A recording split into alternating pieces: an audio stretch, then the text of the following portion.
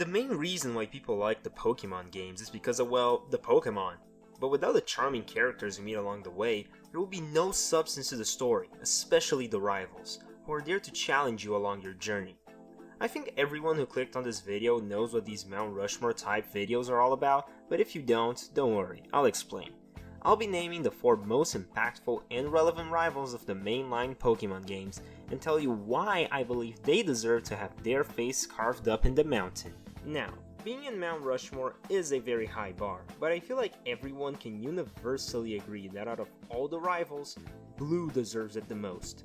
Blue isn't like the other rivals. He doesn't make you emotional with moments in the story or challenges the player to a deeper level. What makes Blue great is that he is quite literally the blueprint that other rivals have followed since day one. Not only that, but Blue is the perfect rival because he was made for you to want to be him. Since your first interaction with him, he's already mocking you, but then again, you probably name him dumbass or something. He picked the starter that's strong against yours, is always waiting for you at the other end of some of the most tiring areas in all of Kanto, and most importantly, he is always ahead of you, even becoming champion. Also, I know I said that I would be talking exclusively about the mainline games, but I have to mention how Blue was so impactful outside of the Gen 1 games that he was the main inspiration for Gary in the Pokemon anime, and also as Blue in other titles of the mainline series, such as Pokemon Sun and Moon, and in spin-off games like Pokemon Masters EX. Basically, without Blue, we wouldn't have a standard of wanting to be challenged and not have the game hold our hands throughout its entire run. Now, for my second pick, I think Silver should be up on the Mount Rushmore.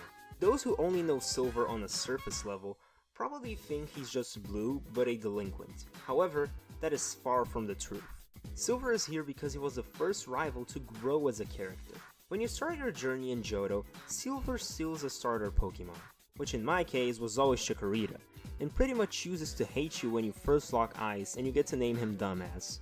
I'm starting to notice a pattern here. Throughout the game, Silver judges people due to their lack of strength, wishing to be strong because the world is ruled by the strong. He specifically hates Team Rocket because he thinks they're weak, or maybe he has other reasons.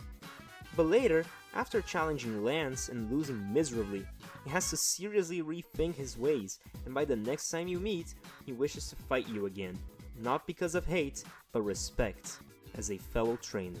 After that, Silver is set on becoming a better person, which is evident because of his Golbat finally evolving into a Crobat, which requires very high friendship.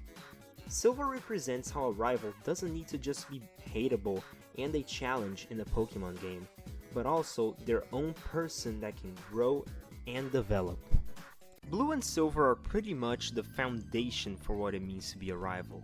But now let's do a little time skip to 2010 and talk about N, or should I say Natural Harmonia Gropius. The interesting thing about N is how his rivalry with the player isn't created through hate or by just wanting to feel superior. N is your rival because you have different truths and ideals. From the get-go, you can see that N is different from your average rival. His goal isn't straying for something similar, he wants to make a change. In Pokemon Black and White, N believes that humans and Pokemon should live separated from each other because of how humans mistreat them. I'm starting to think N's the one running PETA. N is a mix of the better aspects of both Blue and Silver. He's always a few steps ahead of you and grows as a character.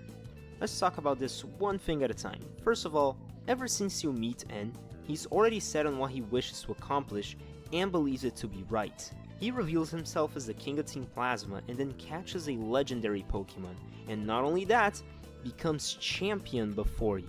He recognizes you as a rival because of how your Pokemon speak well of you, but he isn't afraid. He dares you to catch the other legendary Pokemon. He dares you to prove him wrong, all because he is really that confident that what he is doing is right.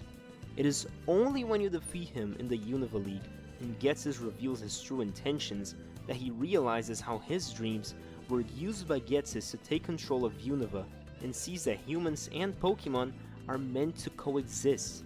N is a great character because he serves as a meaningful counterpart to the player character who loves Pokemon and probably wishes to coexist with them because if you don't, why are you playing the game to begin with? To top it all off, Mr. Harmonia Gropius here is not just a rival, but the evil team leader and the champion, all in the same game. What a legend. I'm not gonna say I saved the best for last, because my final pick for the Mount Rushmore is kind of a hot take, but I still think this trainer should be here. So far, my picks were pretty understandable. Blue, Silver, and N are all extremely beloved characters of the Pokemon franchise, and most people will agree with their inclusion. Well, I'm not gonna stall any longer. My final choice for this video is Kieran, from the Pokemon Scarlet and Violet DLC.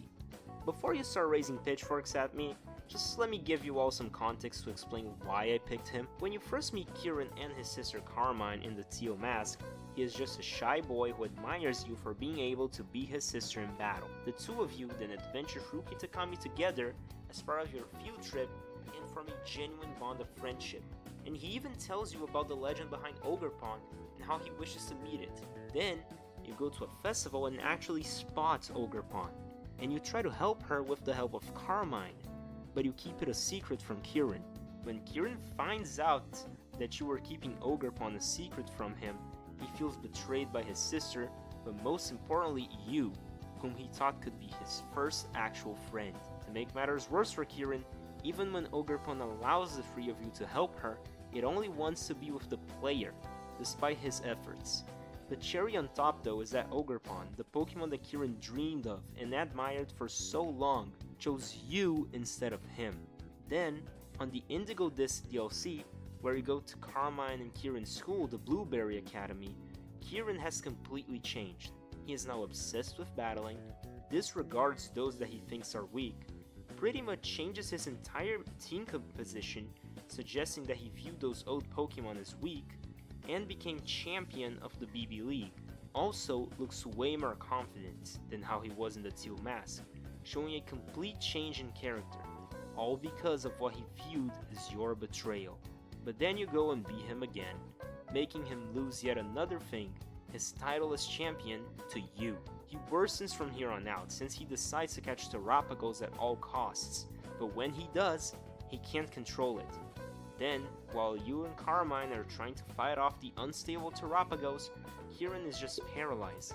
He can't pull a single ounce of strength out of his body, because every time he thinks he succeeded, that success falls through his fingers at the next instant. Eventually, throughout the fight, he comes to his senses and allows you to catch Terrapagos, finally letting go of his destructive obsessiveness and realizing that he lost himself amidst his anger. Finally, we see his development in the Scarlet and Violet epilogue of Mochi Mayhem, where Kieran uses his newfound strength and confidence to help the player stop Pecha runs. So, now that I've said all this, what's my point? Well, Kieran did something that no other rival has done before. He started off as a friendly guy and regressed into an aggressive and hateful personality towards the player. He starts as your biggest fan and then becomes your biggest hater. But the best part is that when he does go back to being the kind-hearted guy that he is, he doesn't regress to his shy nature. Instead, he becomes the best of both worlds. In Mochi Mayhem, he is kind like he was in the Teal Mask, but still strong like he became in the Indigo Disc. Kieran is the perfect way for Game Freak to show us that they didn't lose their touch in making characters grow throughout their stories to an extra level, because as much as I love the other Gen 9 rivals, their development still felt like less than what Kieran had. But if you don't agree with me, no worries. I know that there are many other cool rivals in the Pokemon world like Cheren, Gladion, or even Arven. I just don't think they represent something as much as my choices for this video. This is my Mount Rushmore of Pokemon rivals. Blue for being the foundation of what it means to be a rival, Silver for showing how rivals can have more depth to them, N for showing how a rivalry can be based on more than just strength, and Kieran for having a unique growth and representing how Game Freak can still write characters with an extra depth to them. If you watched all the way here, thank you very much. I had a lot of fun making this video and I appreciate your support. Please let me know what you think of my picks and tell me what you would have chosen in the comments section down below. Anyways, it was a pleasure being here and I'll see you guys next time.